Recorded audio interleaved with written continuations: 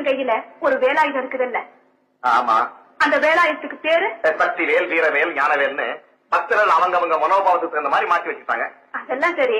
அந்த வேலாயுதத்தை முருகன் கையில கொடுத்தது பார்வதின்னு புராணம் சொல்லுது. பார்வதி முருகனுக்கு தாய் தானுங்கள? ஆமா. சகிப்பு தன்மையையும் பழிவாங்காத குணத்தையும் போதிக்க கூடியதல்லவா தாய்மை உணர்ச்சி? சொல்லு சொல்லு. அப்படி இருக்கும்போது பழிவாங்க உணர்வை தூண்டக்கூடிய வேலாயுதத்தை தாயே குழந்தைக்கு கொடுத்த புராணத்துல தாய்மை உணர்ச்சி இருக்குங்கிறத எப்படி ஒப்புக்கொள்ள முடியும்? அழகான கேள்வி, அருமையான கேள்வி. இப்படித்தான் கேள்வி கேட்கணும். அது சொல்றமா கேள்வி. இப்படி மாமா, ஒரு மனிதனுக்கு அறிவு எப்படியெல்லாம் இருக்கணும் தெரியுமா? அறிவு கூர்ந்து இருக்கணும்.